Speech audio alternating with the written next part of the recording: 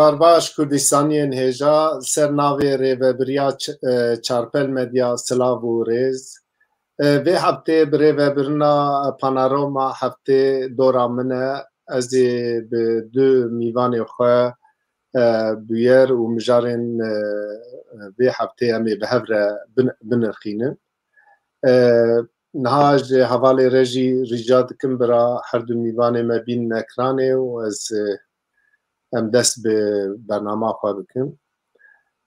Du mîvanê minî hêja hebû migo. Mîvanê minî yekemîn ji alî çepê Rêzdar Bayram Ayaz e. Rêzdar Bayram Ayaz nivîskar, siyasetmedar e. Kek Bayram tu xêr hatî? Serçavar hebra. Serkeftin xwe. Mîvanê minî din Rêzdar Vîldan Sayîm Tanrıkulu ye. Rêzdar Vîldan Sayîm Tanrıkulu werger nivîskar e. Kek Vîldan tu xêr hatî? Gelek spas dikim, nav xêriya dabin. Kek Vîldan dibên îsal Swêd pir germ e. Rast cem we germ e Ankara? Niha dest pê kir. Du roja pir germ e û heftekî jî pir germ e. 29 derece xêra xwe de ye dibir. Nizam li alî me anka baran dibare. Kek Bayram cem we çawayî? Car navlo baran tê, baranekî sivik. Aha, Na li ceme weke do em yani çend saetan li ber avê sekinîn bi çend hevalara têr kir ku rengê min hema wele min dikira bigotam bigo wele rengê te tut wek li ber tavê rojekî ye. Rojekî tenê ew jî do bû yani. Wele mehek bi îşê we xerab e. Ez ji hevalê re jî rica bikim bira jenerîgê bîne hele mêzekim vê heftê çi heye û em dest bi sohbeta xwe bikin.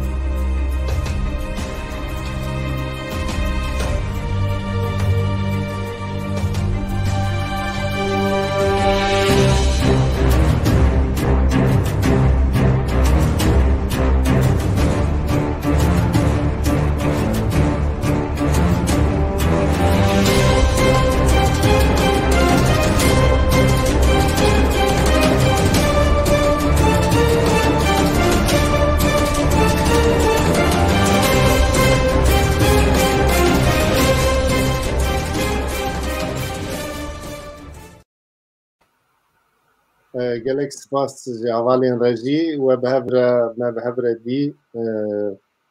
xala me ya yekemîn hilbijartin e mesela hilbijartinê hema mirov bêje ev demên vê taliyê li tevayî çapemeniya ya Kurda ya Tirkiya ev mesela tê peyvandin. Salek ji hilbijartinê maye lê hin kes dibêjin ihtimalek hilbijartinekî pêşwex jî çêbe. Li alîkî wexta mirov dişopîne hewldanên Ittifaqa Cumhuriya Millî her ku diçe germ dibe. Lê ev demekî wek derî Ittifaqa Cumhur û Ittifaqa Millî wek behsa bloka sêyemîn jî tê kirin. Banga wê bloka sêyemîn yek jê tê gotin ku Rêzdar Öcalan bloka sêyemîn pêşniyar dike ew jî bi tena serê xwe problem e. Lê ya girîng ya jî ya çara alternatîfa çaremîn jî aliyên Kurdî ji bo avakirina blokekî dest bi hewldanê kirine. Pak, PSK, Tevker xwedî pêşniyarek cuda ne divê Kurd ewlî di nav xwe de yekrêziya xwe ava bikin û hûn bi hin daxwaziyên lezgînî biçin bi ev aliyên Ittifaqa Cumhur, Ittifaqa Millî ya jî eniyekî din hebe bazarî bikin û ew daxwaziyên netewa Kurd yê acîl bi wan re bikin mesela bazariyê. Ve nabere de edbinin bağırdıkın kek vildan cevi ket kek bayram ama amş cenab-ı te despêvikin hatta kek vildan civere xetê kek vildan xetê ketiye kek bayram çi dibe li gorî cenab-ı te tu jî siyasetmedar û tu siyasetê ji mêze dişopîne kerema xwe dikane wer sûretekî wêneyekî siyaseta Türkiye û ya aliyê Kurda divê Kurd çi bikin em te didarî bikin kek bayram Belê niha carkî yani tevayî dünya û piştî vê şerê Putin şerê êrişa Putin kete rewşekî qonaxeyekî nû pêra yani Avrupa em ji li vê derê dijîn em bi hev re dişopînin Avrupa niha bi vê şerî radibe bi vê şerî radize yani hemû xemekî zêde tirsekî zêde heye wê ku ve here Türkiye jî di nava vê qonaxê de ciyekî wî yê taybet heye tesîrekî wî rolê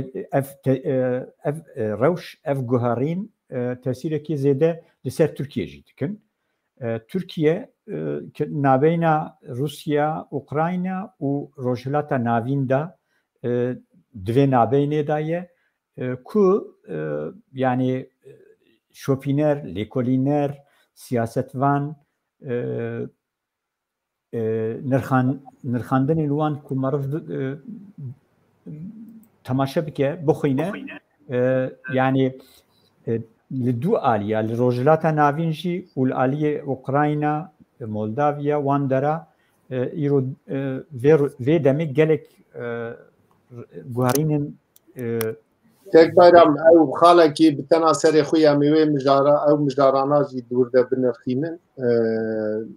kerema xwe mesela hilbijartinê em xet herin wê çaxê hilbijartina Türkiye destê Erdogan da ye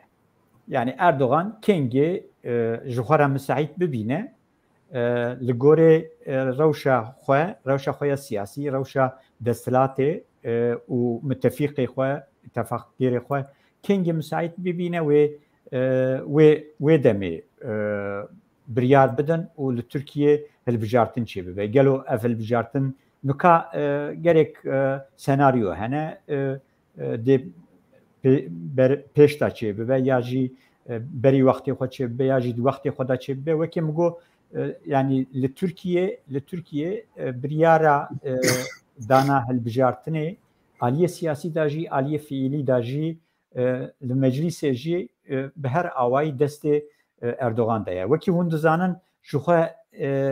mühendîsiya vê hilbijartinê da gavê kate avêtin di yasa hilbijartinê da guhertin çêbû ew nîsab hate heftê û henîk tiştên din çêkirin niha senaryoyên din jî hene li gor qenaeta min niha di Türkiye'de hemî alî lê bi taybet desthilat AK Partî Erdogan û hevalbendê xwe li ser rewşê kar dikin çawa vê hilbijartinê de hilbijartina ku di çêbibe de dengeyan berbihev bînin ku دوێ hilbijartinê de ew wek serok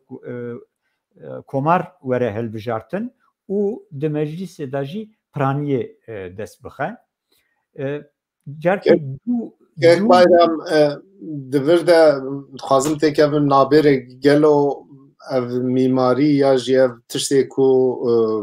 em bibên Erdogan dixwaze ev hilbijartina vegerîna aliyê xwe lê anketên ku derdikevin holê rewşa wan vê carê pir xerab e yanî di anketa de gişt dibêjin ku ew ê wenda bike gelo tevî ev tiştana bi vê rewşa aboriyê bi vê rewşa Tirkiyeyê niha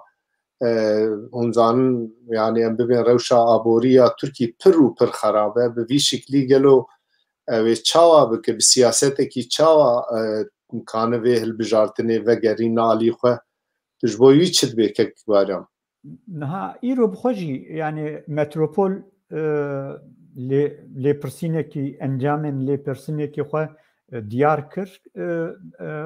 اشكرا بوكو صدي بنجي ويك زيدتر اشكرا ج ريفبريا اردوغان نرازينه صدي سيوهشت تني بيرانك وافجي براني اليغري بارتيا وی و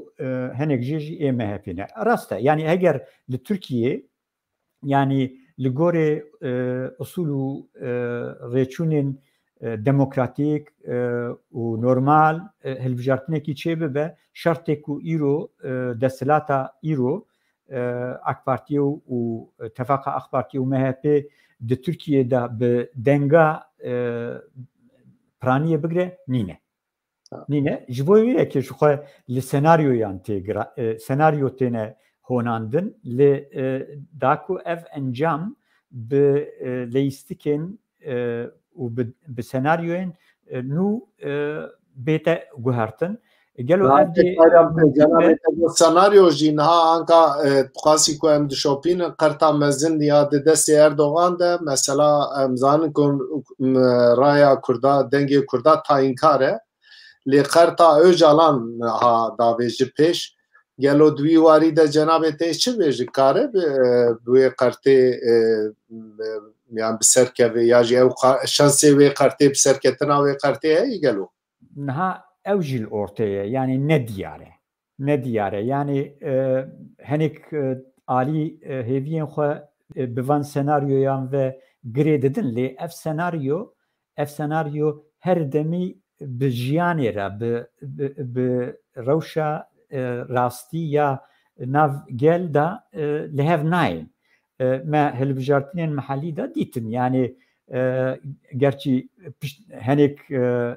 عالي جر في مسألة جبر آلين يعني شكل راجهاندنه دا اشكرا كرن اما يعني her tişt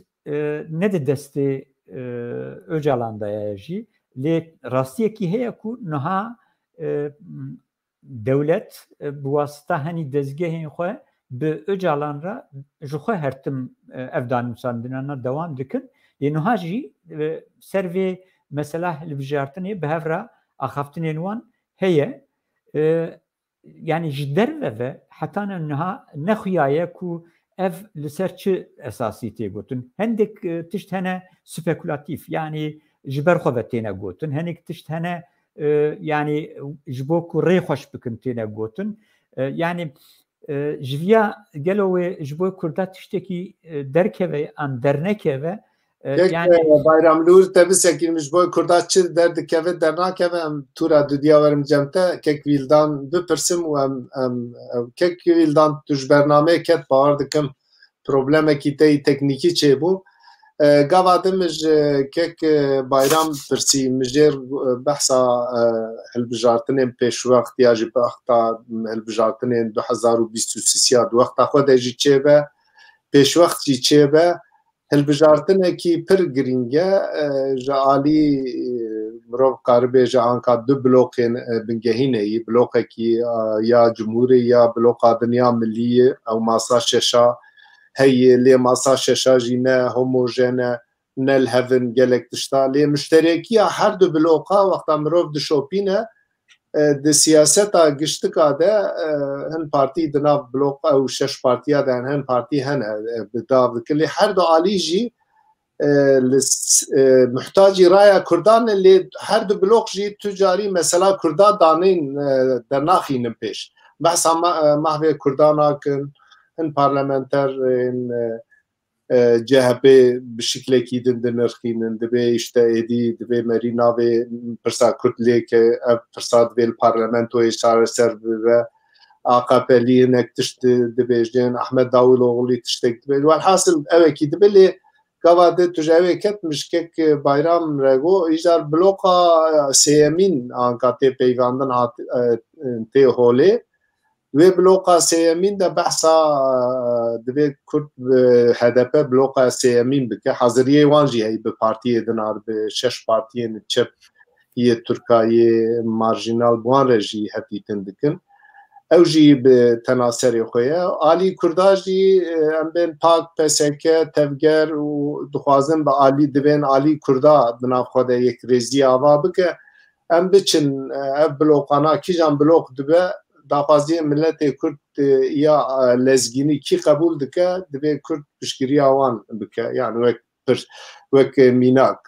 Zimanê Kurdî bibe zimanê fermî perwerdeyî di makzagonê de cî bigire. Ev hin girêda wî gelek xalê din. Tê çawa şîrove bike kekê wîldan vê yekê? Carek din merhaba. Bibûrin. Dîsa min mecbûr mam ez kompîtür bigorînim. Yekê karê mamosteyî ye Caner Zebî bikartîm ji yekê êminê şexsî ye. Velhasıl problem derket hat girtin yani ez ji ew ketim. Heta ku min carekî din nû kir. Keksîrac yani ev mesela helbijartinê û îtifaqên ku li Türkiye û li Kurdistana Bakur li ser tên xeberdan mijarekî bi rastî pir fire he. Ez berê dixwazim ji ew kê dest pêkim. Ez yani belkî deka pêşî ya kek bayram godarî nekir. Yani ez li gel gotina wî me yani Erdogan kingê bixwaze ew ê wê çaxê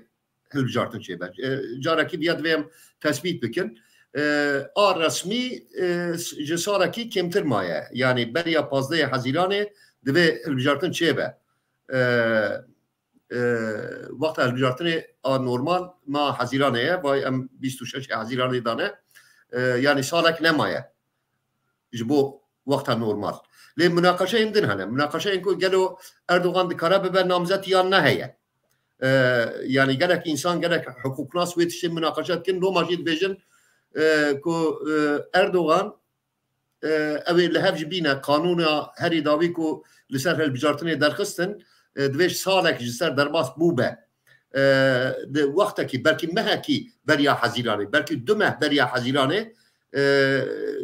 lê bînin ku eger hilbijartin wexta xwe ya kanûnî de çê nebe herkes hemfikir e ku Erdogan dikare bibe ew. Lê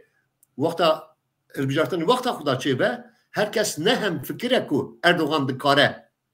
bibe namzet yan na cara li gora hinika dibe cara sisiya. Carekî ev problem heye.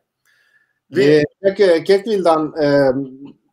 em sohbetê dikin mesela tam de namzeta ku namzetiya xwe diyar kir دوێ نابێرێ de Rêzdar Selhetîn Demirtaş daxuyaniyekî da got erê Erdogan namzetiya xwe eşkere kir lê hilbijartin nêzik bibe ew ê nexweşiya xwe diyar bike ew ê jê vekişe. İddiayê ez ne divê qenaetê da me. Yani Erdogan her halûkarê da ji bo vê hilbijartinê jî ew ê bi xwe bibe aday. Ya pêş wext bibe aday ya ew ê bide qebûlkirin wexta xwe da bibe namzet. Lê ihtimalek herî mezin li gora qenaeta min li gora tarîxa ew guherandira kanûna hilbijartinê da çêkirin ku li yani partiyên biçûk ew dibin mexdûr dibin bi wê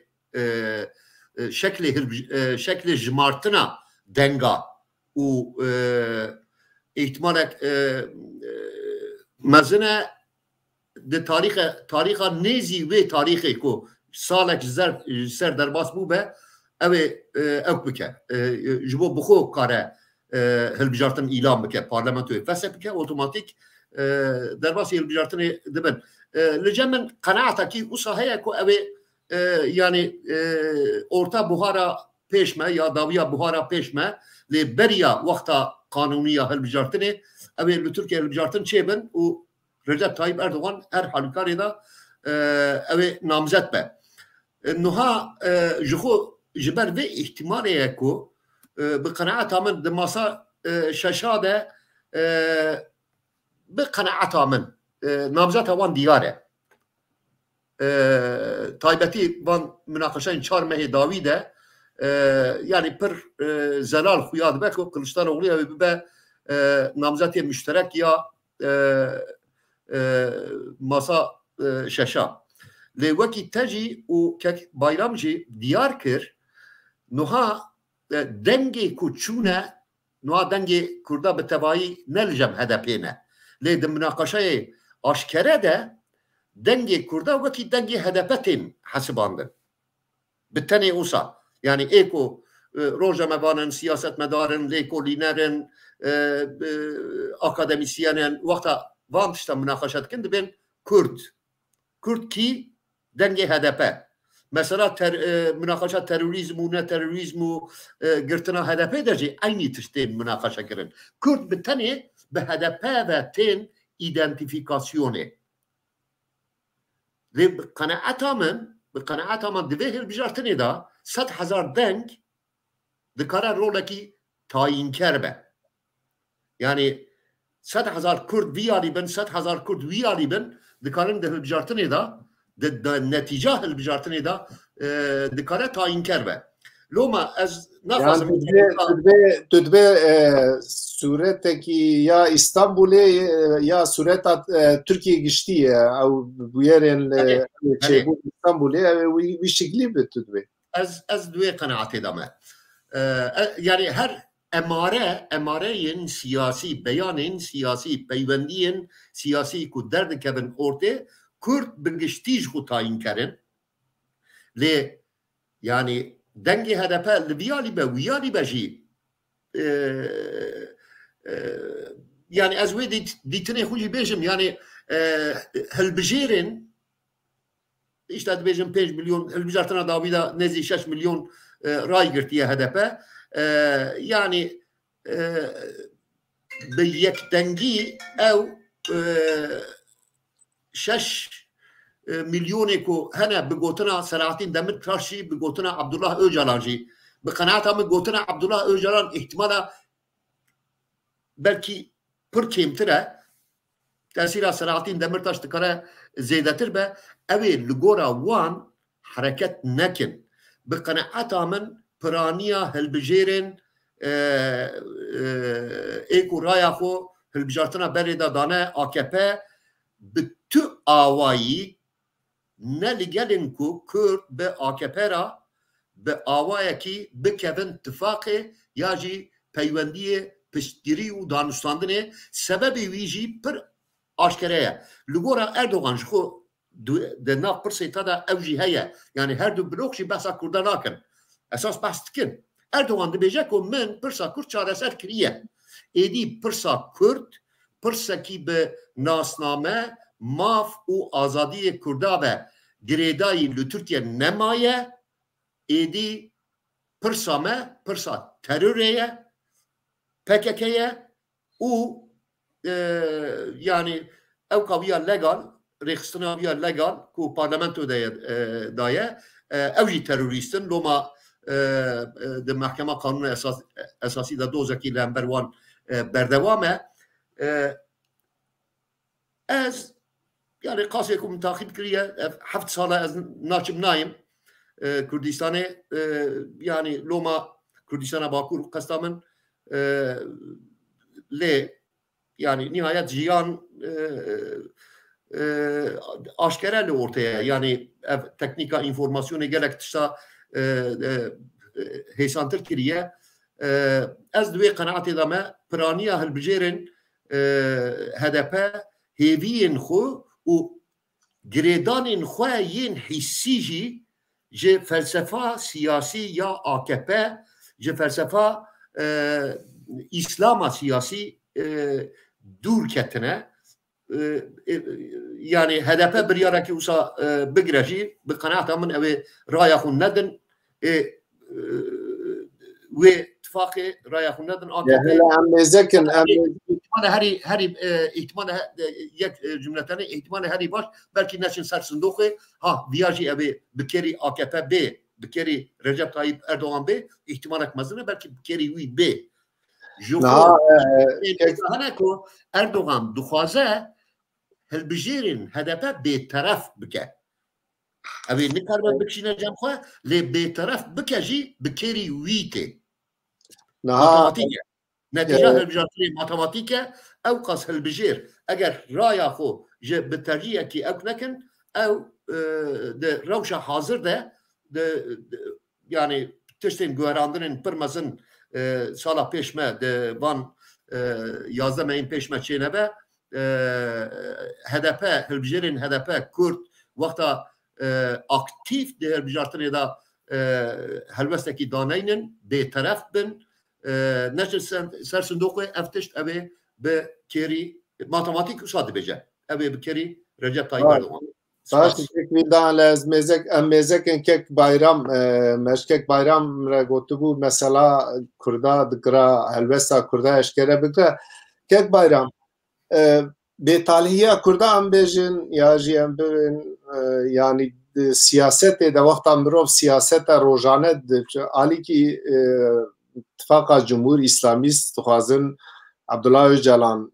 ve enstrümanı bikarbinin ali edin ittifaka milli duhaze bi vasıta Selahattin Demirtaş raya kurda bigirin li tu kes bahsa mahve kurdayı kolektif nake parti edin hene dinav hevldan edene ev çıkwa sıraya wan tayinkar ve gori cenab-ı tedve Kürt stratejiyeki çava hilbijerin ku garibin jibe dijayetiya du bloka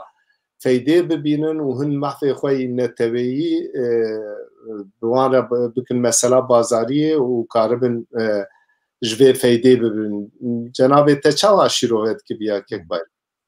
نه zaten mesela me yani derdime kurda yaji em Kürt divê mesele ji xwe bikine dert ji xwe bikine rojev yani hilbijartinek li pêşiya me heye divê hilbijartinê de yani carna tabii henî Kurdên me hene dibêjin ev hilbijartin nizam Tirkiye dezgeh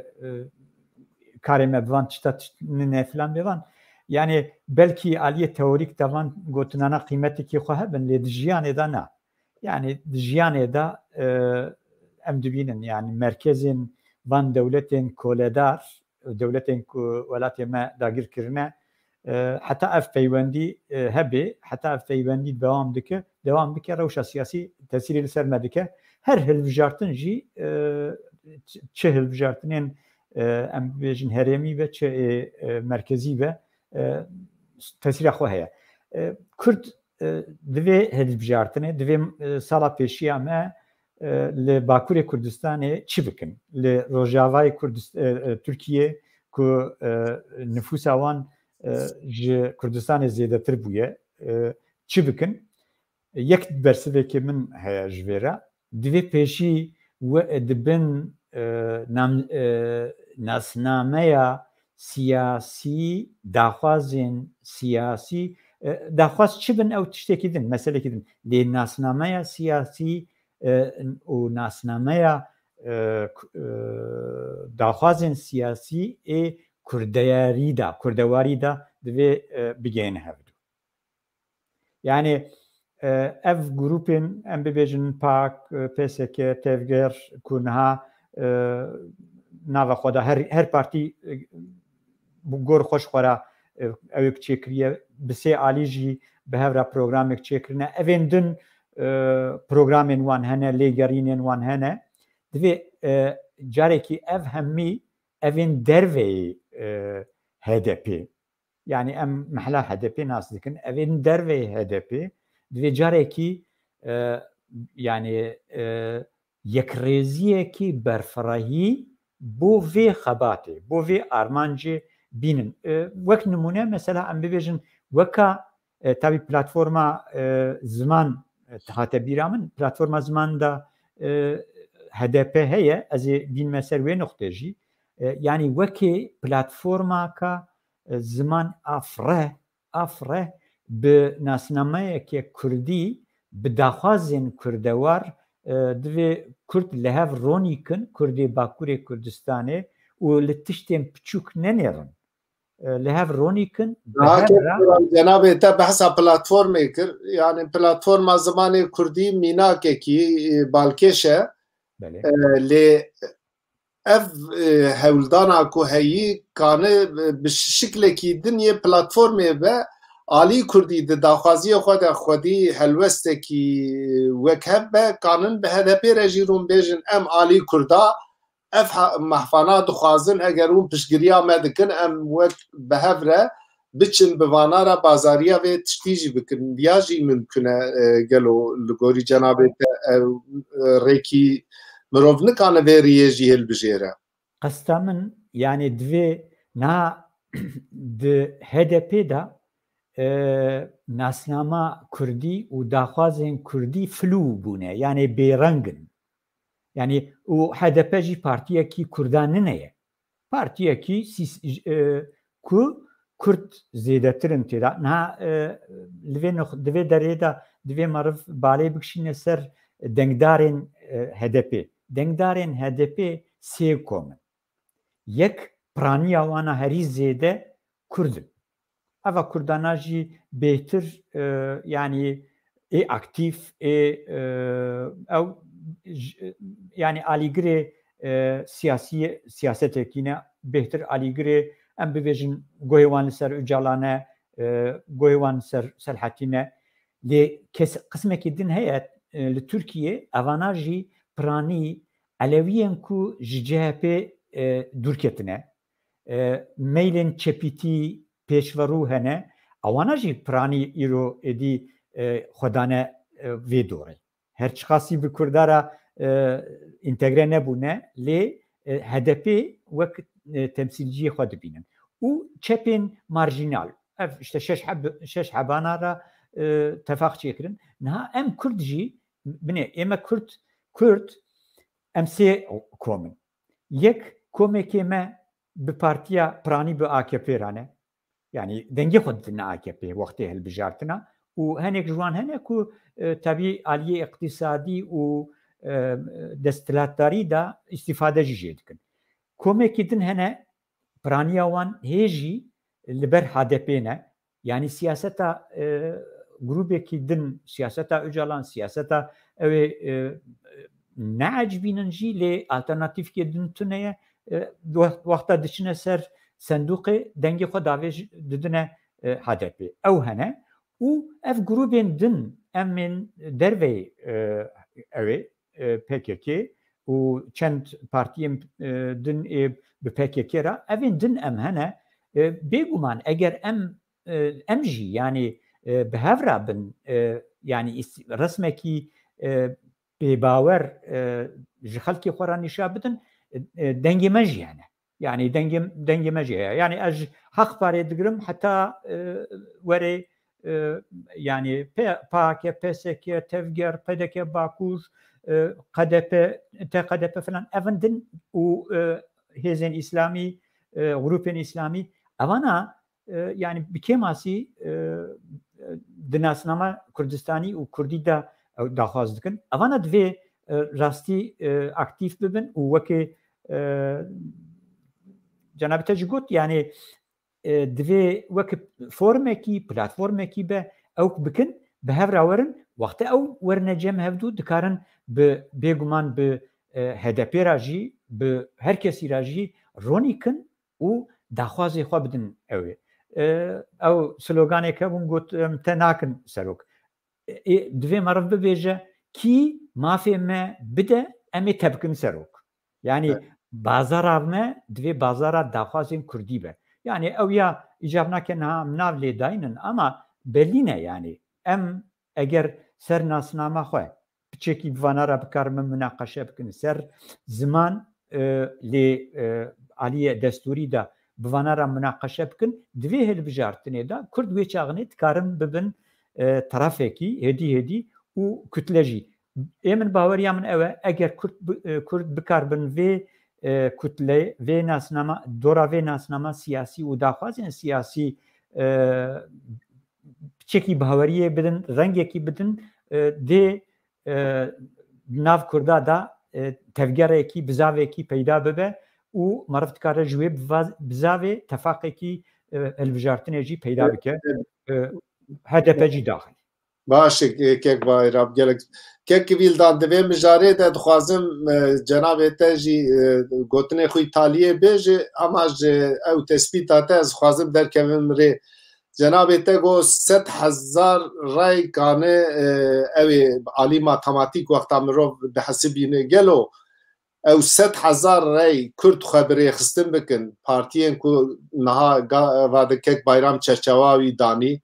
barone sendîqane kesayetên serbixwe partiyên İslamî ne Kurdên di nav AKP de ne di nav CHP de ne yani ew 100,000 mirov bi rêxistin bike Kurd ji xwe platformek ava bikin û wê platformê daxwaziyê xwe pêşkeş bike gelo ew ê mafê milletê Kurdiyê ê bingehîn niha ku tê peyvandin daxwaziyên lezgînî nikanin bi ev her du bloka bidin qebûl kirin tu çi dibêjî Kek Vîldan dengê te nayê Kek Vîldan dengê te ez mikrofonê digirim wexta bigûrin yani ew tişt girêdayî Kurd kîjan tişta wekî daxwazên bingehîn ê herî kêm bi nav dikin bi qenaeta min yani min ya berê nivîsandiya jê yani partiyên me malesef yani armancê xwe yê yani stratejî û daxwazên rojane ku di hilbijartinekî de di peryoda mandat yani yasama peryodekî de bikaribin bên bicî kirin tevlihev dikin formûla min pir basît e ez dibêjim ku Kurdên derveyî HDP li ser du xala du nokte yek azadiya serbestiya bi garantiya kanûna esasî a siyasetê bi navê Kurd û Kurdistanê ku bikaribe avakirina dewletekî serbixwe jî bi rêyê aşîtî û demokratîk bike bingeha siyaseta xwe hebe yani qedexeyên xebata siyasî ya bi navê Kurd û Kurdistanî û parastina statûya dewletekî serbixwe dibe ji bo Kurda qedexe nebe û ev ya bi kanûna esasî ve bê garantîkirin yek ev a dudiya mafê zimanê zikmakî di perwerdeyê de van her du tişta nizan işte Kurda qebûl bikin Kurda qebûl nekin ew tişt eger em muxatabê vê pirsêne xwediyê vê pirsêne û em dixwazin bi rêyên nebişer bi rêyên demokratîk û aşîtî ew bikin wê demê em ê derkevin sehayê eger ji me bê xelq piştgiriya me bike ev mesela de pêvajoya xwe da bi gavên cuda gav bi gav bi awayekî bi müzakere bi beşdariya parlamento bi rêveberiyên herêma belediya û bajara gav bi gav ev bên avêtin yana eger şertên din partiyên din ji van şerta wêdetir bilindtir ew nabe ew dibe mesela müzakere ew dibe mesela müzakereyê du alî ez duê qenaetê dame ku Kurd hîn îradeyekî müşterek a siyasî ya rêxistî dernexistine ortê ku herin li aliyekî mase ku pirsa Kurd daxwazên milletê Kurd ê neteweyî bikaribe çareser bikin îradeyekî wisa müşterek a siyasî tune ye malesef tune ye loma eger em ji bejna xwe yani mezintir kevira bixwazin bavêjin em ê nikaribin ter lê eger em ewî nekin em hedefekî rasyonel deynin pêşiya xwe li dora wî em bêjin ku ême 5,000 100,000 500,000 raya me ye kî bê protokolekî imza bike bêje ku di desthilatdariya min de partiyên bi navê Kurd û Kurdistanî serbest e ew partî dikarin doza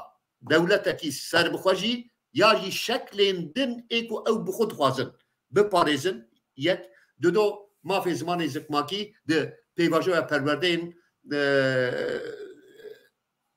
bê qebûl kirin baş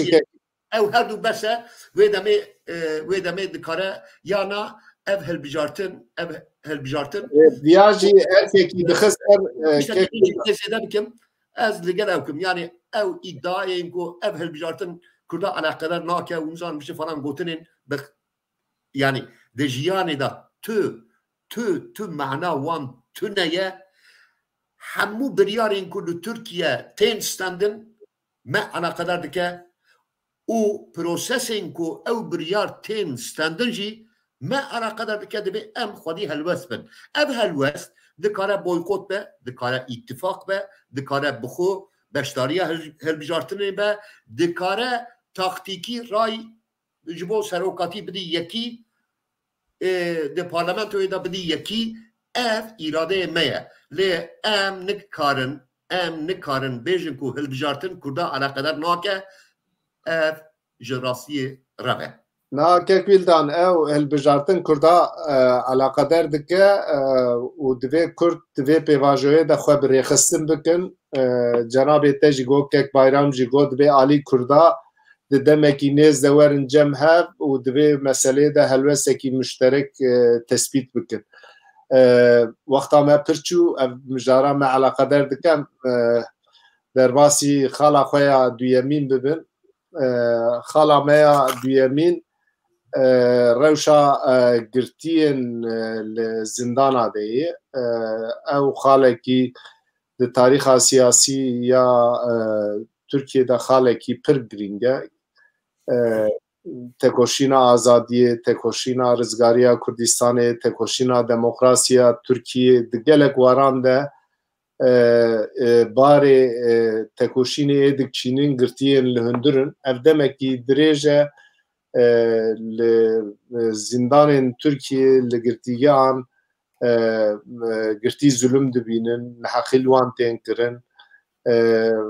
mixabin girtiyên li hundir jî yekcarna bi metodê din li mafê xwe digerin mesela du girtî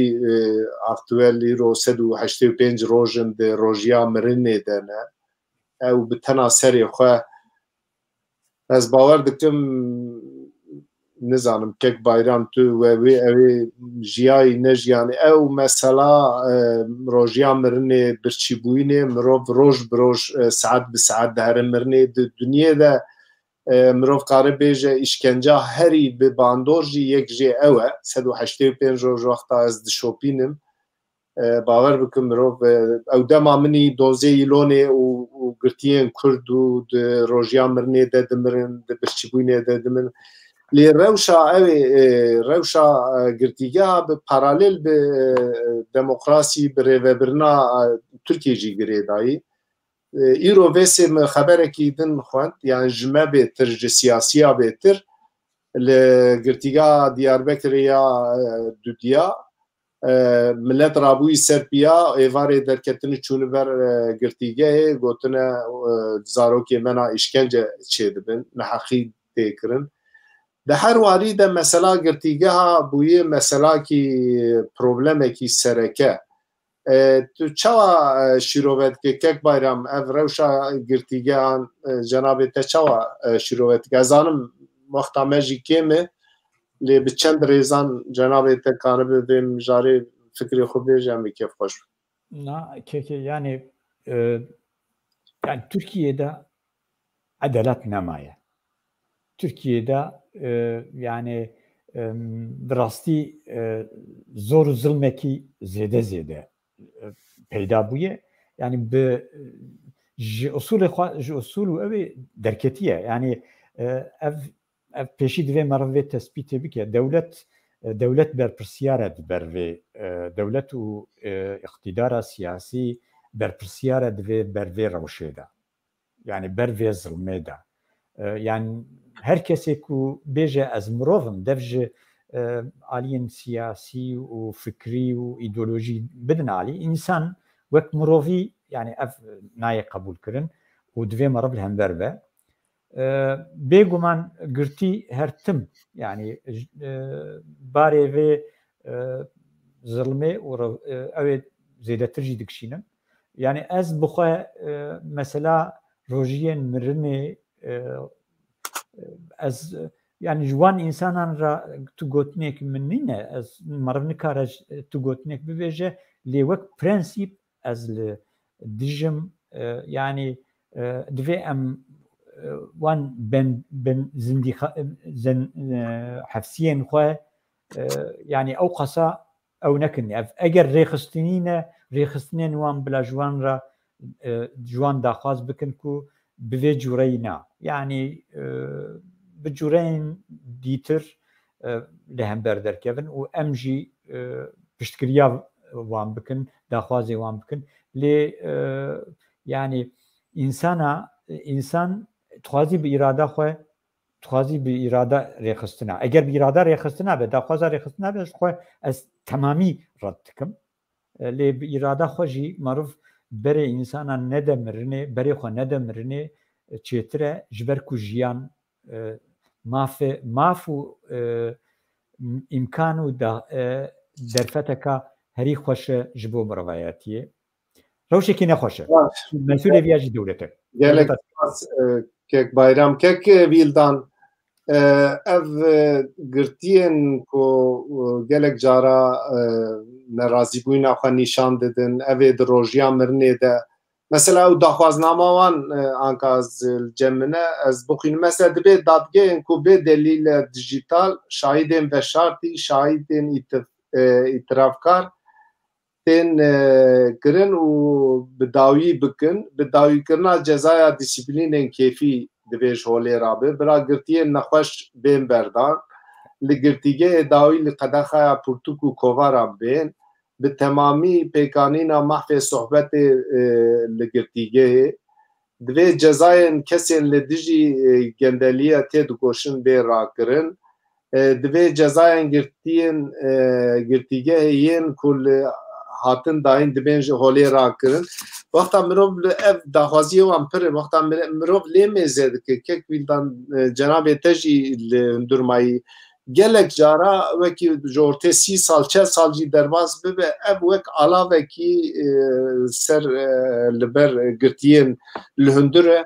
mesela nahê li tu ji qewşekî bi çi qewşekî din sohbetê bikin nahê li tu kîjan Portugala tu dixwazî bînî bi azadî wiya bixwînî tu nexweş bi tu nikanî here xwe tedawî bikî û gelek tiştê din wer heye ev çi ye kek vîldan tê çi bêje ji bo vîya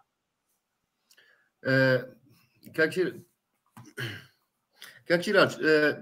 yani ew mesela rojiyê mirinê bi rastî ez naxwazim dubare bikim ama ez tiştek ku kek bayram got ez teyîd dikim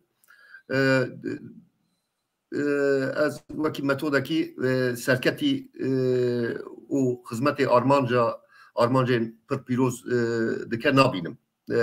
ew aliyekî mesele û ji bêguman hurmet digirim ji biryarên şexsî ê ku bi wîya wayî nihayet canê xwe datînin ortê niha rewşa girtîgeha bi rastî ji salên siqû yönetimê heştê mesela wan çaqa ez hepsxana siqû yönetimê a askerî li Diyarbekir bûm yani rewşa Türkiye ya îro 5 salê dawî yani ez şahade 45 şahade aktif a 45 salê dawî ya Türkiye me huquqa Türkiye me û li gora xwe jî taqîb dikim yani qanûn ve viyaliye yani tiştê nedîtiye ew hemû ew daxwazên ku li wê derê hene li dinya medenî hepsxane ciyê perwerdeyê ku ji nû ve ew însan ê ku sûç kirine vegerin ser jiyanekî normal yani loma jî mesela li Swêdê navê evkê navê hepsxana ne mesela evke lênêrîne kriminal ward dibêjin kriminal ward yani lênêrîna kesên kriminal baş e siyasî jî tamam em bêjin kriminalin tamam ama yani lênêrîne li bir millet hepsxanê de üniversite xiras dike derdike ve beştari ev ki civatı dibe. Yani ne işi akıla ya tişte ku nuha li Türkiye çe dibe ne tane adalet tüneye hukuk tüneye hukuk tüneye yani hukuk ciddema yani dema prensibin Hammurabi bigre hatta iro yani tişteye ya tişteye dibe yani evi ku iddia dike mecbure ku iddiaya ku ispat bike nuha tişteki usa li Türkiye tüneye li Türkiye em kurt hamu teröristin eko ketine hapse yani ne layık jiyane ne jixo münakaşa idame carek idin ev tikin loma az duvi varide yani kezabam bepartaji yani tişteci desti merv te belki derve van tişta bariya amnesti ev ki rojane zedettir bine roja be o jiwan girtiya jî yani awaya ki din ya berxwedanê ji awayê mirina yani greva birçîbûnê ya mirinê qenaatam çêtir e yani baro destê wan da tiştekî nemane yani berê baroyekî wexta dest dabêt salê notî de wexta dest dabêt pirsekî îşkence li hepsxana Diyarbekir li wê derê tişt çêdibûn nuha baro ew dikin hîn dona pêr wezareta edaletê û wezareta hundirî îcaze dan ku hemû rêvebirên baroya Diyarbekir ew bikin dava bim erê tiştê pêşniyara min a herî ew e li derve ev tişt zêdetir bên îfşa kirin di seviya Yekîtiya Ewropayê de di seviya rêxistinên navneteweyî wek Amnesty International de ev bûyerana zêdetir ancak em bi wî awayî karin alîkariyekî baş bidin di hundirê Tirkiyeyê de ew îmkan pir kêm bûne ji xwe yani hin rêxistin mane dikin ew jî mala wan ava barone ya jî hin rêxistinên sivîlê dinin tişta dikin lê ew guherandina heta ev rêbeberiya siyasî ya li Tirkiye îro serdest neçe pir zehmet e ku rewşa wan bê guherandin. Baş kek vildan gelek sabe ve her duya jî xalekî pir girîng tespît kir yani rojiya mirinê êdî divê dî demî de çalekiyekî ku tu feydê nayîne ji girtiyare û bi xwe zatî êwan davêjin hundir jî dixwazin bi vî şiklî ji wan xelas bin mirina xwe zûtir dikin divê ev rê neyê pejirandin her çi xwast îrada wan be jî belkî çel û pênc sal berê ev metodek bû lê ew metod êdî demode bûye ji holê rabûye divê xortên Kurda xortên din vêriyê hil nebijêrin em werin ser xala xwe ya sêyemîn xala me ya sêyemîn li ser cenabê we jî zanî li ser daxwaza Tirkiye ji Swêdê muqabîlî endametiya NATOyê ji Swêdê daxwaza ku hin qanûnê xwe biguherîne dike û bi rastî jî ev mijara mijarekî girîng e kekvîldan mesela Swêdê dixwazim divê xalê de çend pirsên din girêdayî wî hene lê mesela ev daxwaziyên Tirkiye û jiya Swêdê ji alî Swêdê çawa tê dîtin gelo Swêdê qanûnê xwe hin tiştya bi nav nenûkê de dibên ya terorê bigerîne ew ê zextê li ew ê deyne gelek cara Swêdî dibê eger mebesta wa PKK be berî her kesî me mesela PKK bi nav kiriye me gotiye PKK organîzasyoneke ve hûn li dû tiştê din digerin lê ev hevdîtina vê taliyê ya kalin û ya Swêdiyan de Finlandiya Swêdiyan de wek hin tişt hene doş divê li Swêdê çawa tê dîtin ev yeka kek vildan yani hemû daxwazên ez ji alî Kurda nabêjim bi rastî Kurdên Swêdê وكيل يخستن دبي مسألة دا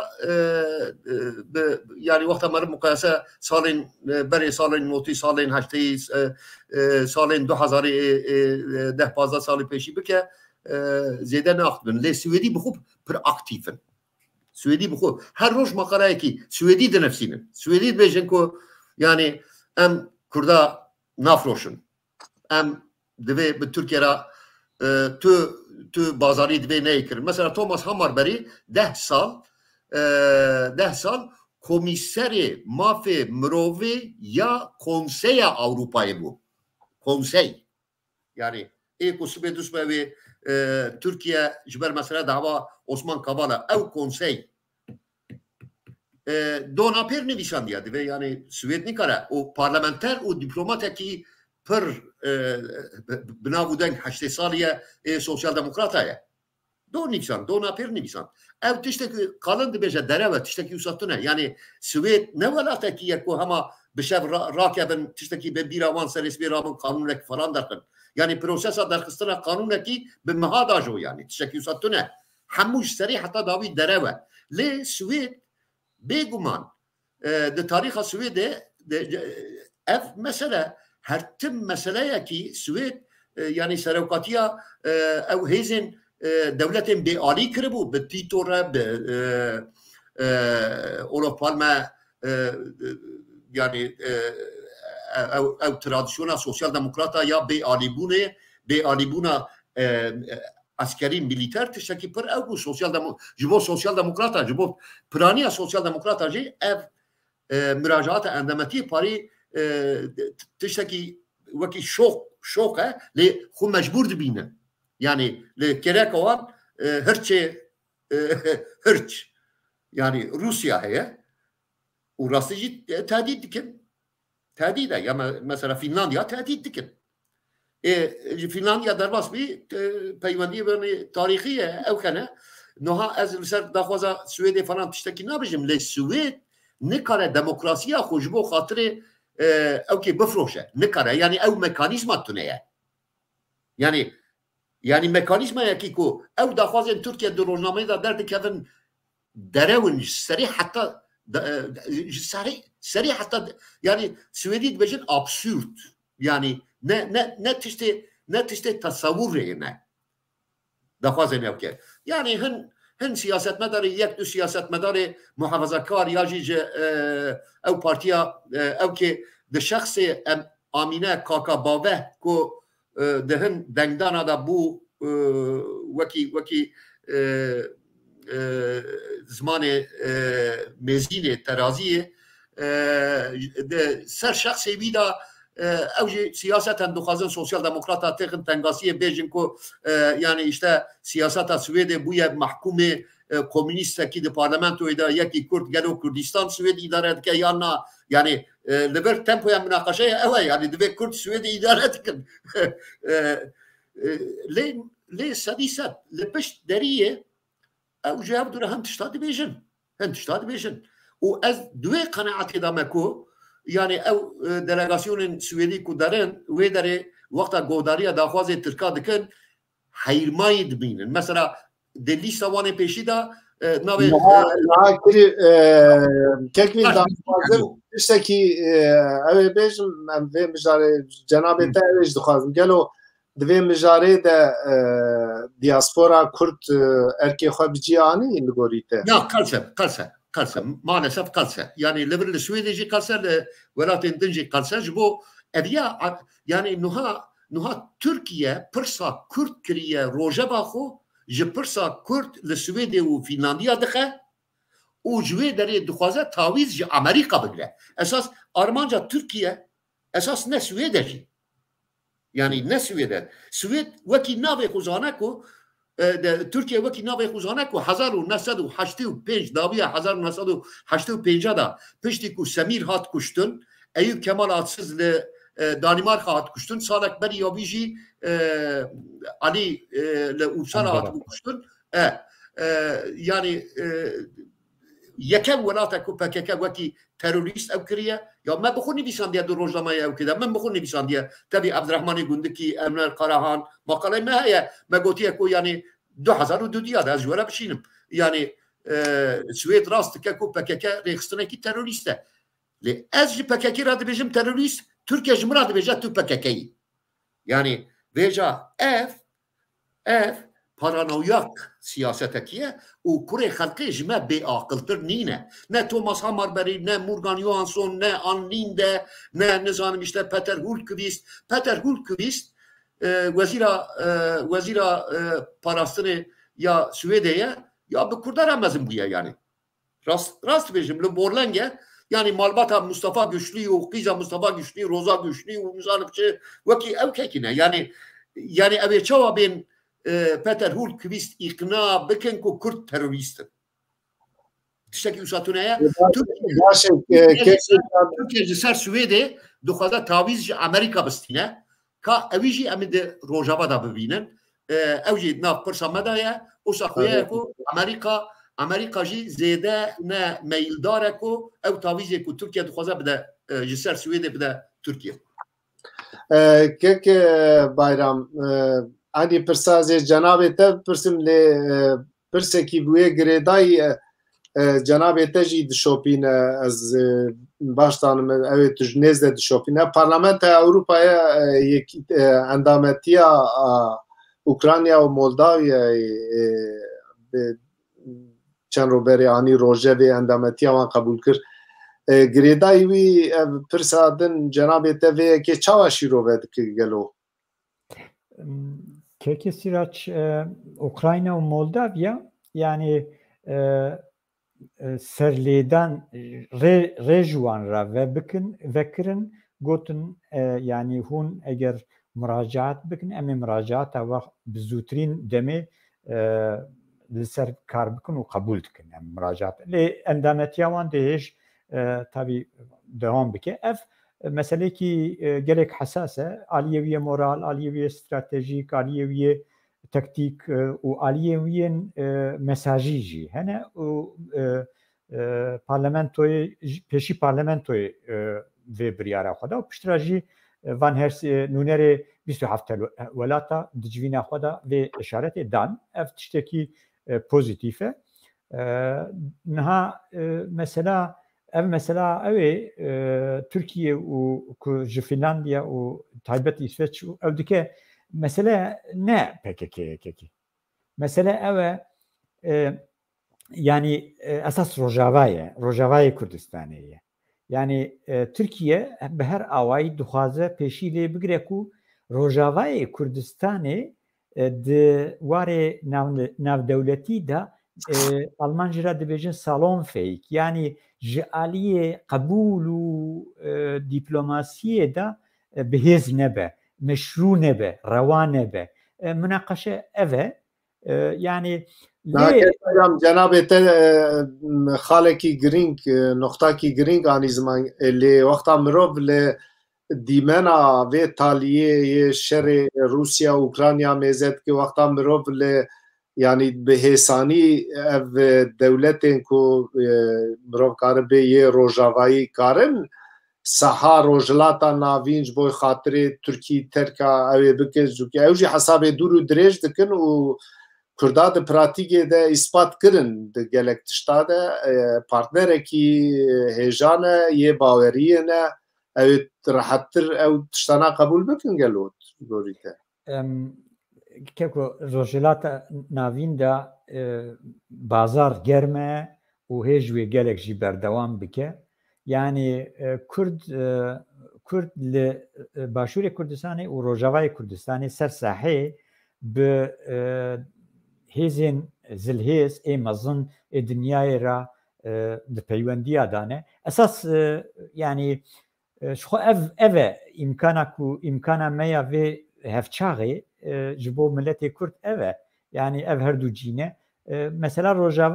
Rojava esas yani gerekî ew rêveberiya Rojavayê Kurdistanê PYD ew bi xwe divê li van meselana şiyar bin û rê nedin ber Türkiye ku Türkiye yani argumenta destxew û nehêle ku Rojavayê Kurdistanê ئینتەرناسیۆنالیزە ببێ وارێ ناودەولەتیدا ئەف فڕمیمە ئەس بخوا نەباوەرم و یعنی هێزێن زلهێز ولو هەمە زوو ئەو بکن یعنی کورداژ بدنە ئالیکی بەس ئەگەر کوردژی دوێ شریکاتیا خوێ پارتنەرێن خوێ ڕاست هەلبژێرن یعنی دەخوا نەکن قوربانە استراتێژیە دەولەتێن هەرێمی ڕۆژهەلاتە ناوین بتایبەت ئەگەر کو ئەم ببێژن تەفەکرێمە پارتنەرێنمە سەرەکە دەموکراسی بە هێزن دەموکراسیە عالەمی بە کو سەرەویدا ئەمریکا دکشینە دوێ ئەم خۆش ji stratejiya hîlalê şî'a dûr bixin. Stratejiya hîlalê şî'a em ê di mesela İsraîlê da jî belkî Kurd bigine pê ji rojhilata navîn ra jî tiştekî nayîne û ji Kurdara tenê mirin û xwînetîne û ev destkeftiyên destê me jî pûç dike başûr dixe bêîstîqrar lê kar dikin ku bêîstîqrar dikin û rojava jî naxwazim ku دوارê destûrî da ev destkeftin bigihîn dereca xwe rêveberiyê xwe mafê yanî otonomî be ka bi çi cûreyî be vêca evê ev vê meselê de divê ji me zêdetir jî eslê xwe da gerek peyede û tevdem û nizam ew hêzên Rojavayê Kurdistanê lê şiyar bin lê mixabin ev kongra dawî tabî dilê mirov pêdeşîne yani divê rengî nabe divê em partnerên xwe da partnerê xwe da divê em serê xwe zelal bikin ez bawer nakim ku wilo Kurda di rojê ku şevekî da jî bidine alîkî eger ku em şaşiyên mezin nekin niha li gorî tespîta cenabê te û Kekvîldan Parlamentoya Avrupayê anketek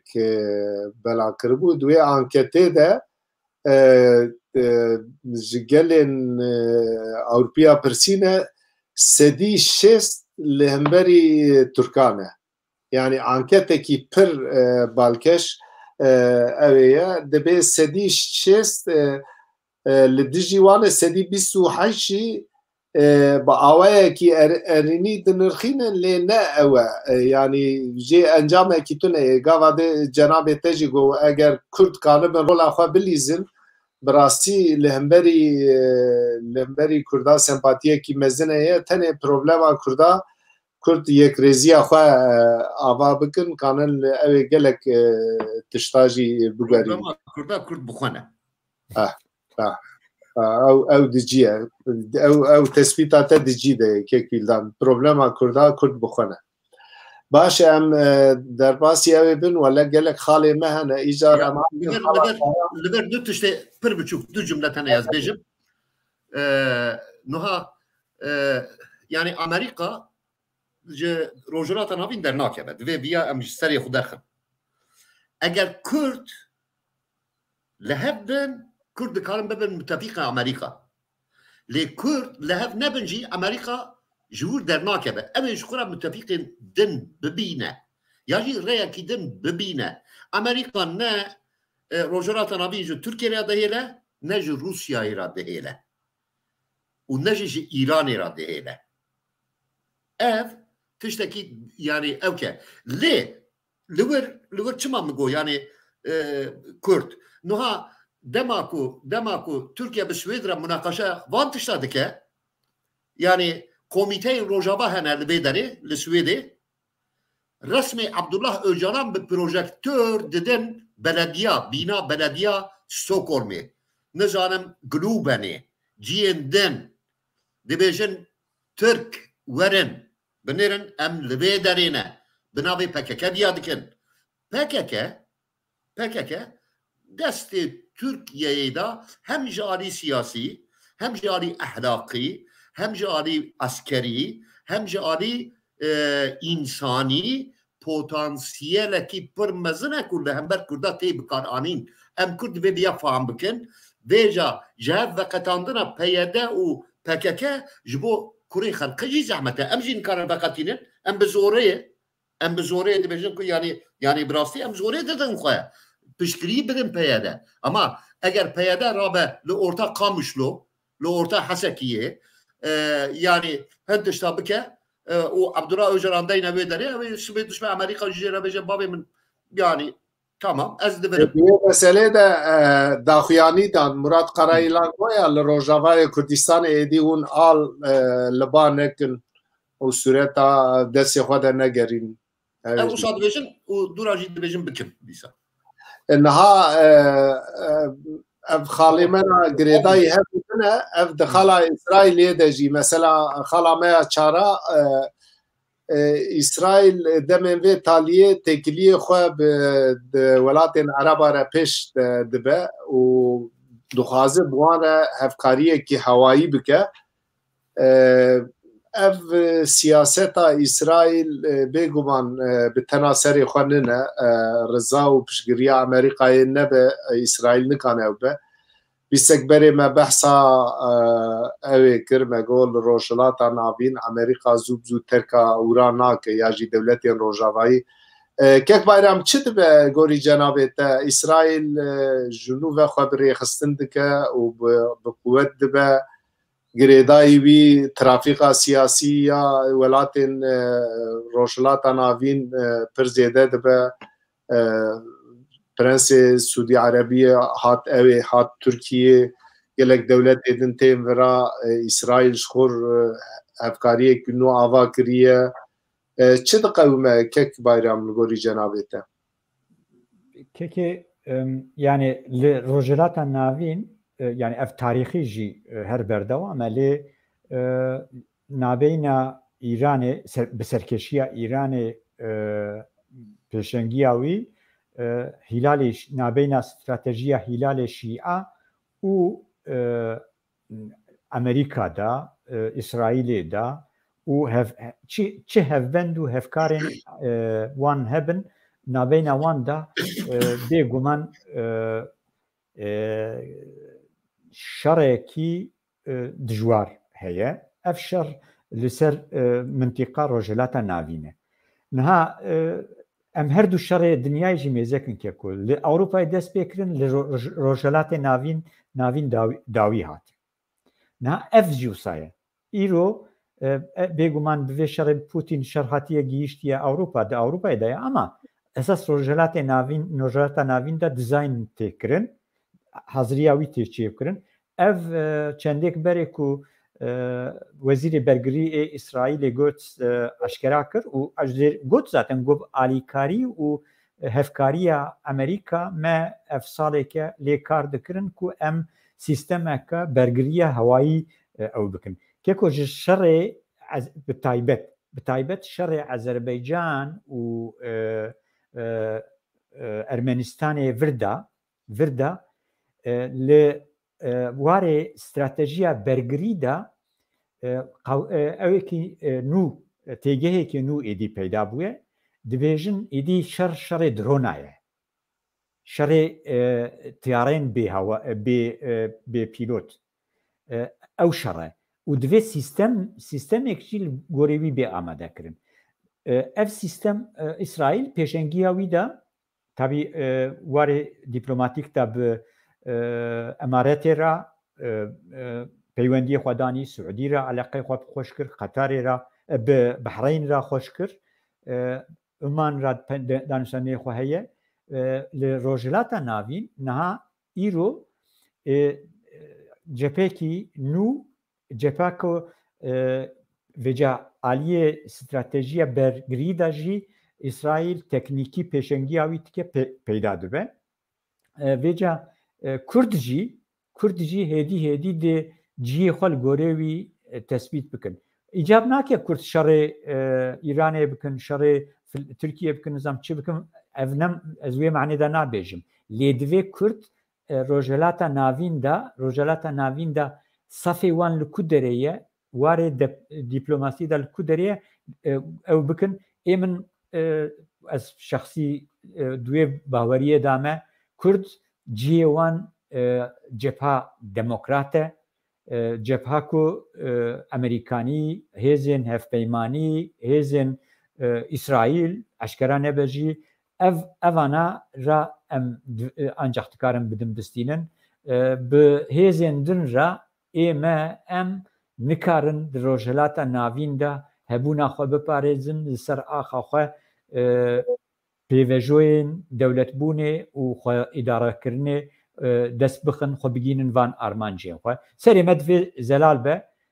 dinya diguhere diguherînekî gelek dûr û kur daye û di rojhilata navîn her tim keliya ye dikele lê hêj zêdetir ev kela wî zêde dibe zêde bûye em Kurd jî divê vê van mesela da xwedî helwest bin û helwestê me jî diyar be li ser şeş benikan meriv nikare bilîze divê rêya meriv û xeta meriv gorê partnera zelaltir be û banga min li hemû ew taybet li Rojavayê Kurdistanê divê ji bo ku ew wê mijarê piştî viya wê mijarê binirxînin ya Rojavayê Kurdistanê em anka tên wira. Yani em divê serê xwe zelal bikin û safê xwe jî zelal bikin. Yani ev tişta ku pêşengiya İsraîlê de li rojhilata navîn peyda dibe li hemberê hîlalê şîa ez gavekî pozîtîv dibînim. Başî kek bayram gelek spas. Kek Vîldan cenabê te ev hevkariya parastina hewayî û bi dewletên Ereb tedî berê dewletên Ereb giş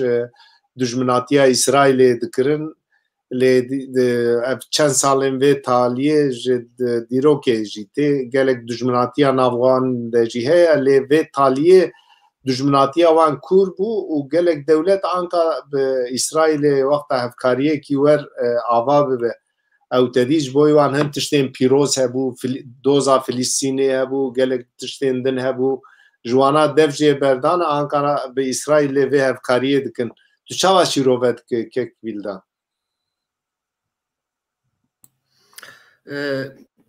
Yani gelek alî mesele yani hatin gotin alî kek bayram be niha hewldanê İsraîl li hember bigiştî İslama siyasî lê taybetî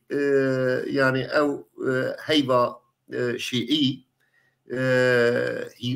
xîlala Şiî tiştekî pir tabî ye. Ev tişt tê hesabê ew dewletên Ereb jî ji ber ku ew bi xwe jî bin tehdîdê Îranê de ne û ne tenê ew hin bûyerên din jî girêdayê hebûdûne yani şerê niha ez tu cara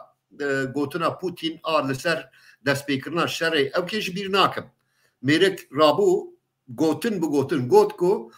milletekî wekî Ukraynî dewletekî wekî Ukrayna tune ye ev ya geletiya serok dewletê me Vladimir İliç Lenin bû dewletekî wisa ji Ukraynayê re bi navê tespît tayînkirina qedera xwe hediye kirin diyarî daye em niha wê diyariya xwe paş vedigirin vêja ev retorîk sibê İran Türkiye ji xwe wexta min godariya Putin kir zindî yani hemû serok dewletên Tirka hatin bîra min hiç fark tune ev ya kare her dîktatûrekî li ciyekî bêje yani niha ê Saûdî li hember Yemeniya dibêje ê din nizanim li hember Kuweyt dibêje İranî ev ê rabe li ser Azerbaycan bêje yani dawiya vê tiştê tune ye lokma jî yani şerê Rusya û Ukrayna jî girêdayî rewşa rojhilata navîne ev şer ji alîkî ve bûye şerê yani şerê pêşveçûna mirovahiyê û astengê ku di pêşveçûna mirovahiyê da bi navê dîn û İslam de yek li wê coğrafyayê ku dewlemendiya bin erdî herî zêde ye peyda dibe di salê newkê da tiştekî hatû bû bîra min carekî nivîsandibû yani devlemendiya Kürdistan'ı buye kelepça milleti Kürt yani tüdbeci gaz heye, tüdbeci petrol heye, tüdbeci enerji heye. Nuha hamu dünya van tişa münakaşatken beri evriya evke bu yani hin beri kifşa coğrafi be keştiyani karşı. Hala yani loma erib yani vakti canım jibirtken loma evi İsrail pır tabiiye evi şukra müttefika yani devlet uşadığa bitin yani do berjevendiye van evkas vekiri behin karar leheb ne dikirin leynuha berjevendiye van a askeri a parastını a evlevi a siyasi a aburi lehebte derin dikin o evi bikinci jibok peşi ev belabuna İslam siyasi به آوایی که همو واریانتن اسلام سیاسی سلفی به جهادی به خلال شیعی به اونجانم چه به اوانا دو هینو او اوجی کردن لنروژه لیخست ایکو هاتی او کردکی می کردستان ایرانیه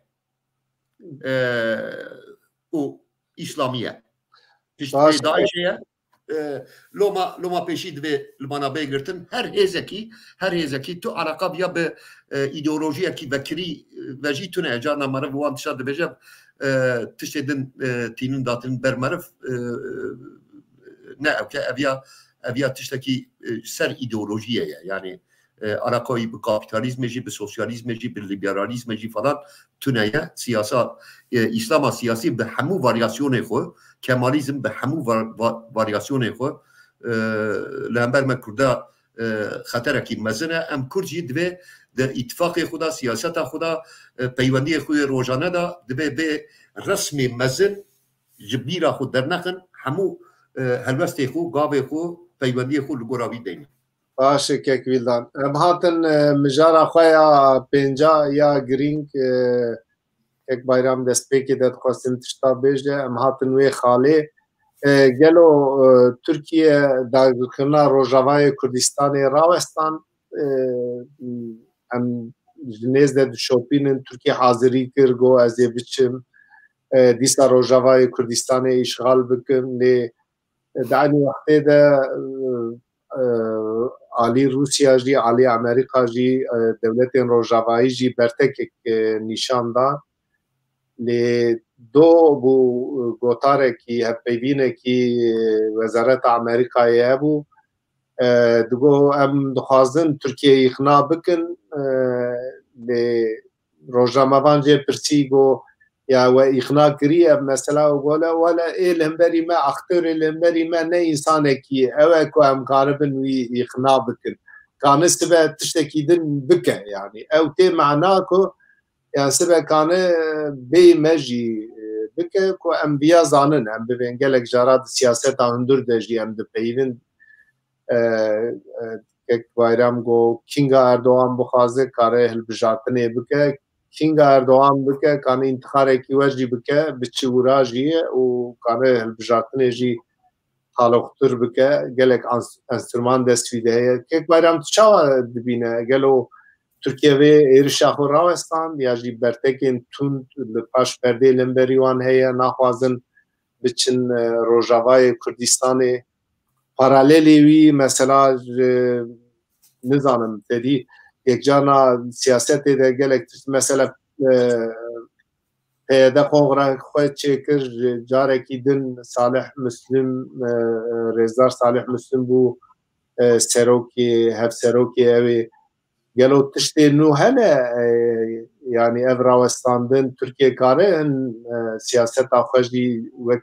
cara berê dîsa Kurdare ihtimala rûşkandina wan heyî gelo pek bayram keki ev mesele ki gelek hassas rastî yani belê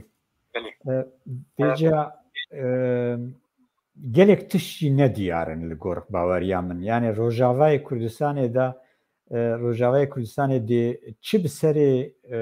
van destkeftiyên me werê ندیاره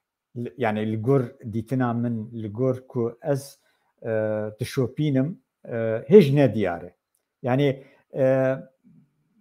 او دسكفتين ما خوينا بحزاران حتى بكي بده حزاران انسان ما جوان ما شكرت شنو غير كرت يعني او امكان كو سر صحيح دست كتنا باريكاريا بهتر امريكا يعني ج 2014 بتایبەت 16 ورده يعني لێ نەدیارە ژبەر و لێ دەرێ کووردا يعني ئەمریکا و فرانسا دو ساڵن لەسەر کارکردن مالەسەف ئەوێ تشتی جارنا هێویەکی مەزن لە جەمە پەیدا بوو و دێ کورد لێ دەرێ هەڤرا بگەین هەفتوو و li gorê bi Amerîka û bi hevpeymaniya re bi hev re yanî wê destkeftiyê piçekî zexmtir bikin xurttir bikin lê ew mesele pêk nehat yani li vê derê ciyê wî nine em behsa sûcdar û gunehbar jî bikin lê cih nehat belli ye yani ew jî ne eşkere ye diyar e ê min ez divê pêvejoyê de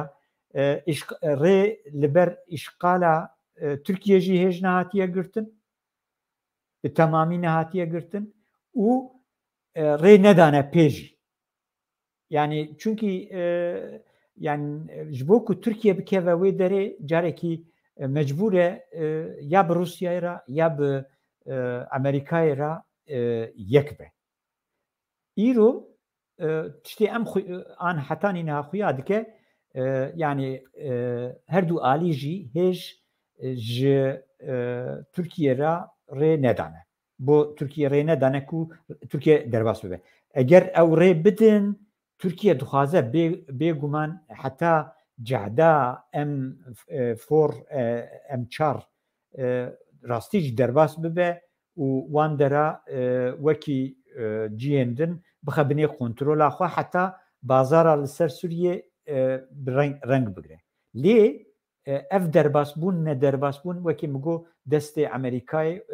peywendiyê navbeyna Amerîkayê û evê daye ez divê derê dixwazim yani tiştê ez dibînim çavdêriya me çünkü gerçekten yani destkeftiyê Başûrê Rojaratê Kurdistanê jî divê xeta me ya sor be yani ew destkeftî jî destê me biçin yani Efrîn çû eva Efrîn çi hatiye serê Efrînê diyar e yani eger li Sûriyê hêza îraniya ku xurttir bibe ji îro xurttir bibe tahlûke heye yani eger ku İran li wê derê anha em dibînin yani Iraqê da bê İranê tiştek nabe yani Amerîka çû li wê derê şerê xwe kir Saddam dîktatoriya Saddam daxist tamam Kurdan jê îstîfade kir lê Bexda lê Basra û Iraq kete destê yani Piranî kete binê destê Iraqê niha Sûriyê de jî tahlûkekî wisa heye yani Sûriyê de jî Lübnan hakeza tesîra İranê li Sûriyê ji îro xurttir bibe û Kurd jî bi rengekî xwe zelal nekin bi wan rabigirin tahlûke heye li ser ew ev xwendina min e ez hêvîdarim ev tişt nebe lê ev tehlûke heye divê Kurdên me Rojavayê Kurdistanê bi taybetî evên ku niha desthilatdarin yani ewa dahatûya pêşeroja destkeftiyên me vê perçeyê welatê me li ser baş bifikirin û nekan ber metirsiyekî ber tehlûkekê mezin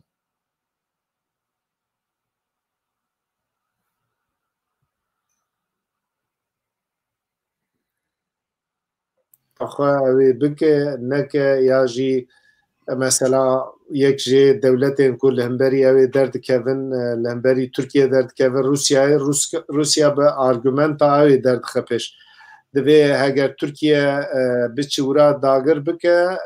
rê li ber dewletekî Kurdî li wir vedike ji bo vê sedemê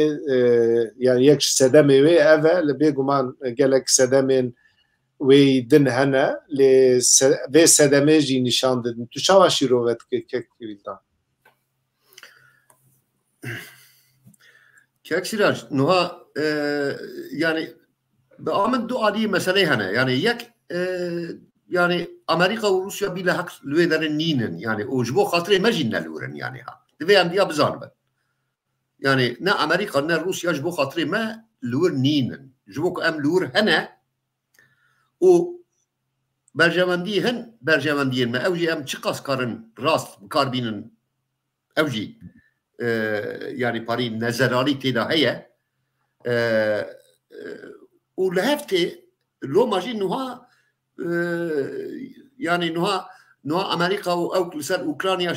şer dikin lê di rojava her du jî müdaxaleya Tirkiye ew dibînin yani ciyê xwe da nabînin yani direk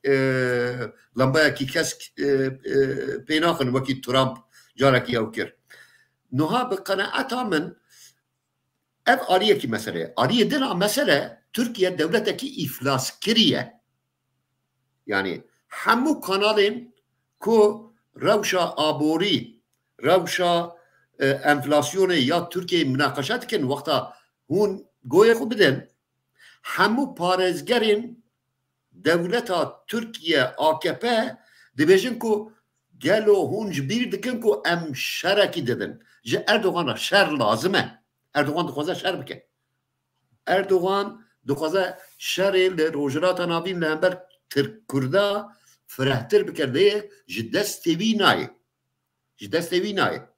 yani 3 sal berê ji Salman ra digo yani ew qatil here wî aliyê dinyayê jî em ê hesabê jê bipirsin Erdoğan fotoğrafı wî belav bûn çapemeniya Tirkiye got ku yani Salman bi xwe vê resmê yani bû bû wekî pisîkekî ku tasa şîr rêtiye serê li ber wî min qet heta niha Erdoğan de ziyaretekî ku ew bi xwe mezûban e min wisa serê li ber wî nedîtibû zanî û Salman jî wekî şêrekî ku hîn nû ji masa xwarinê ziyafetekî rabû bû wisa dikeniya yani piştrast loma Erdoğan şer divê ji bo aboriya xwe jî şer divê û ji bo dijminatiya xwe ya Kurda jî yani jêra şer lazim e lê ew ê bikarbe bike ji ber mesela xuya aborî û ji ber ew astengê ku li pêşiyê wî hene ew jî dîsa tê bi me Kurdên yani hemû Kurdan re lê taybetî Kurdên Rojavayê girêdayî ye gelo ew yani siyasetekî aqlî selîm siyasetekî ku pêşiya wî heye ew ê bimeşînin yan na hin îşaretê pozîtîv jî hene lê gelek îşaretên negatîv jî hene loma normal yani tiştê ku yani dikeve ser minê min wekî Kurdekî welatparêz yani ez hêvî bikim û pêşniyar bikim ji Kurdên Rojavayê ku siyaseta xwe ya tifaqa nav neteweyî û nav Kurda divê baş tespît bikin wê demê pêşiya me baştir e yana ew metirsiyê jî divê em ji rojava xwe dernexin nekevin nav rehavetekî ku Amerika mecbûr e li wir be û ew jî mecbûrî me Kurda ye Amerika ne mecbûrî me Kurda ye berjewendiyê me li hevatiye çi qas ew li hebe nediyar e baş Kekvîldan gelek sax be berjewendiyên me wan hatî gel hev lê Kurdistan erdîngeriyekî pir dewlemend e ji alî gazê ji alî petrolê ji alî gelek tiştan dewlemend e hevkarên me ew ê hîn pir ben divê merî siyasetekî bi aqil bimeşîne mirov kare gelek tişta bigerîne مجارا ما ششاجي مجارا لسليماني واجي شوبانديه ایرشی سانترالا گازی کرن لی اف ایرش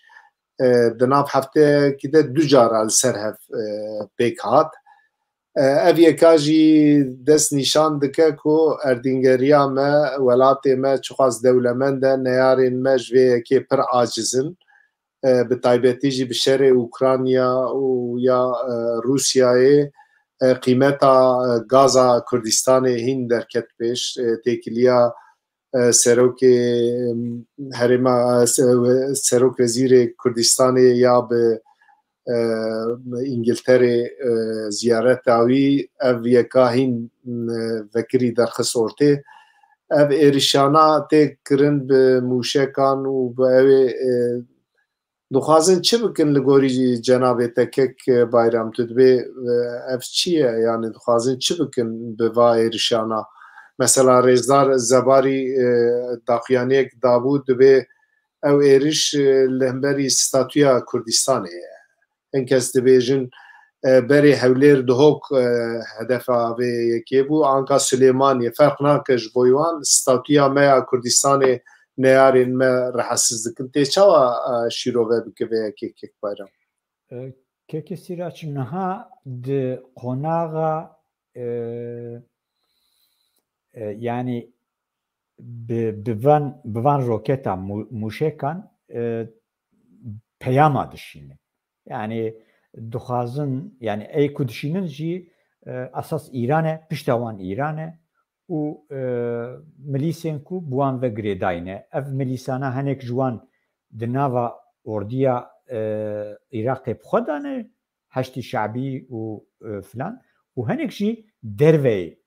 ordiyê xwe ne jî yani milisên bê qanûnî ne jî ewin vana dişînin îro xwe jî îro dana êvarê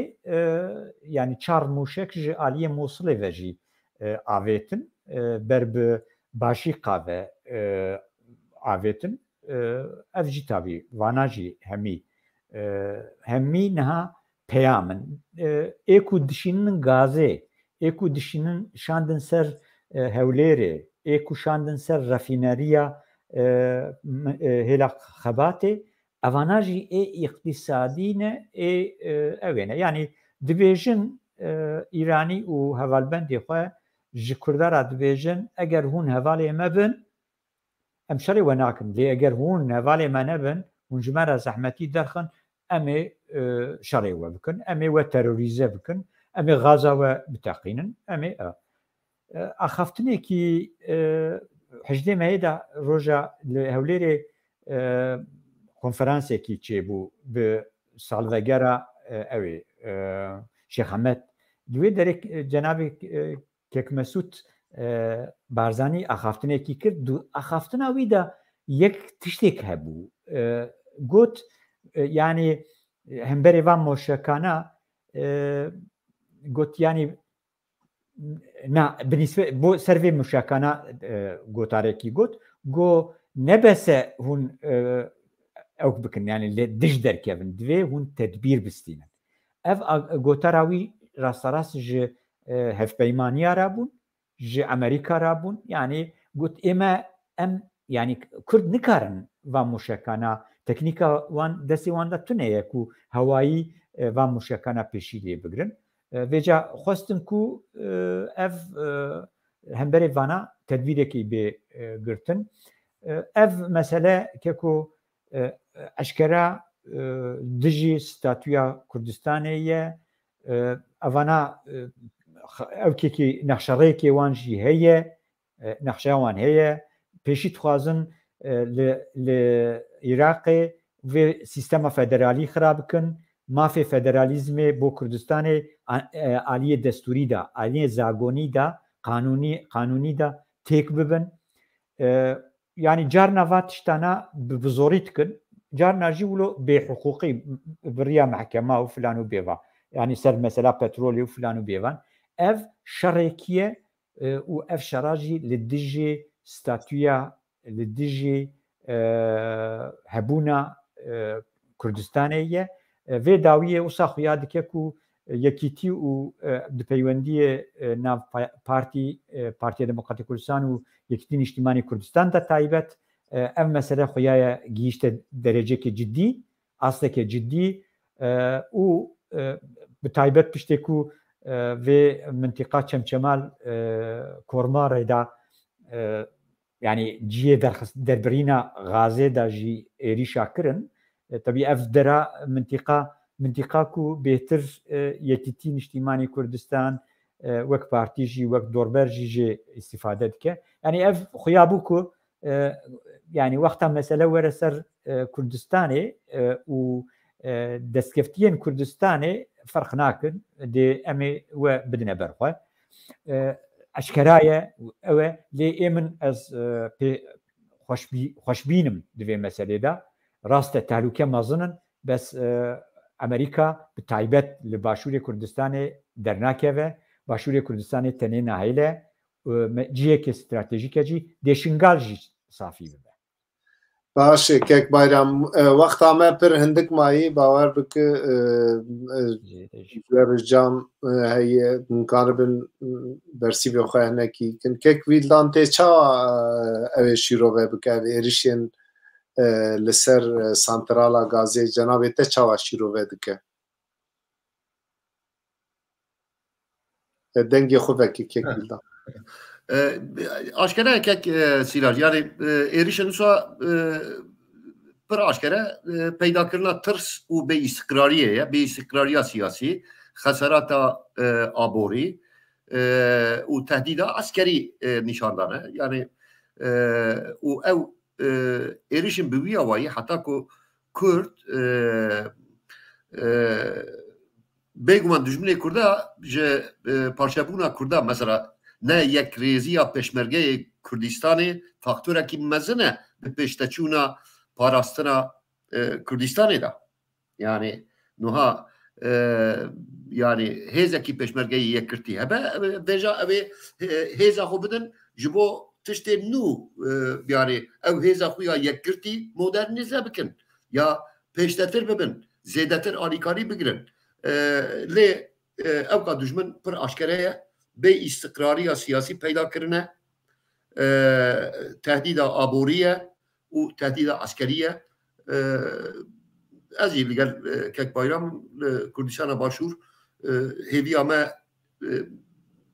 zêdetir ku bikaribe li ser piyê xwe bisekine û îstixametekî baştir ya siyasî deyne û hêvîdarim yani müttefikê Kurda jî van tişta wisa bû yerên biçûk nebînin zêdetir alîkarê Kurda bin ji bo parastina Kurdistana Başûr. Gelek spas kek vîldan rastî jî mesela bê nevçend rojên nûçeyên ku mirov taqîb dike dobû parlamenterê Partî Demokratê Kurdistan daxuyaniyekî pir girîng da got ji bo serokkomariya Iraqê em û yenekê em hatine qonaxa lihevkirinê ye ev jî nîşan dide ku duê mijarê de wexta lihev bikin de ev tiştana de jî ew ê ji bo parastina welatê xwe gavên girîng bavêjin ew jî kêfxweşiyek e mijara me ya hefta Wezareta Pêşmerge û Artêşa Iraqê li ser hin xala lihev kirib ev yeka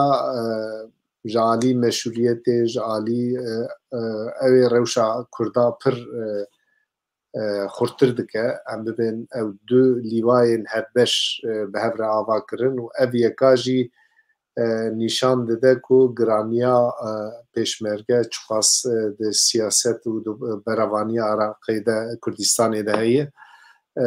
kek bayram tê çawa şîrove bike vê yekê ama bi kurtasî bi çend rêzan wexta me xelas dibe Kekî yani ev tiştekî baş e lê yani divê mariv wisa lê şiyar be ku di Bexdayê de îstiqrar tune ye ordiyê de zî û hikûmetê de jî peymana Şingalê bîne bîra xwe yekîtiya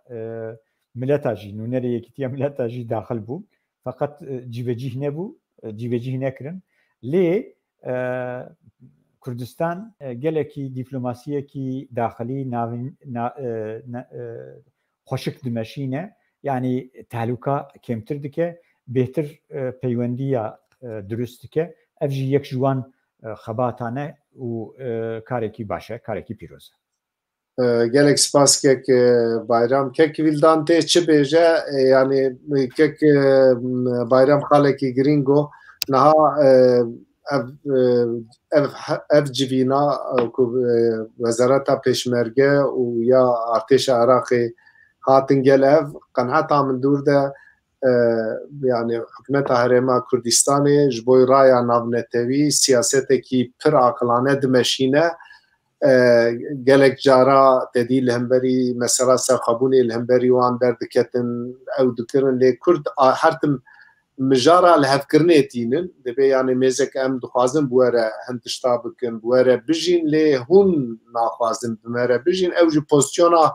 Kurda ya navneteweyî xurtir dike tê çi bêje kek vîdan ji bo vê Kek Şîraj niha yani nihayet Kurdistana Başûr resmî ji 2005 vir de ew kekî federal e statûyekî federal heye de eslê xwe da gelek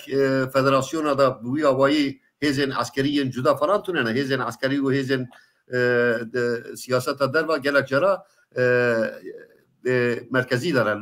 loma em gelek cara dibêjin yani Kurdistana Başûr de facto wek dewletekî serbixwe jî ber hin peywendiyê xwe yê xaricî jî biriya resmî ne wezaret be jî lê berpirsê peywendiyên derve ve birêve dibe yani ji bo ku yani statûya hukûkiya Kurda diyar li Kurdistana Iraqê peywendiyên bi wî awayî hertim di berjevendiya Kurda daye ew çi qas nerm be îstikrara Kurdistana Başûr ew peywendî çi qas nerm be herçend em hemû tiştê ku xwedî mafin ji alî aborî ji alî siyasî askerî belkî him mafa da ji alî askerî belkî em ji federasyonekî zêdetir xurtin lê ji alî aborî belkî em zêdetir girêdayî wanin loma di peywendiyên navbera rêveberiya Kurdistana Başûra federal û merkeza hikûmetiya Iraqê çi qas nerm be ew di xizmeta îstikrar û pêşteçûna Kurdistana Başûr de ye loma jî û taybetî wexta yani hêzên askerî bi qeneta min hîn muhîmtir e lê li wir dîsa bêjim yani beriya ku ew peywendî xurt û baştir bin divê hêzên pêşmerge yekrêziya hêzên pêşmerge rojek zûtir bê avakirin yan na dawiya van peywendiya nagîje armanca xwe ya dawî spas baş kek vîldan em hatin xala xwe ya taliyê xala me ya taliyê ji bo hemwelatiyên me ji bo Kurdên êzidî mijarekî giring e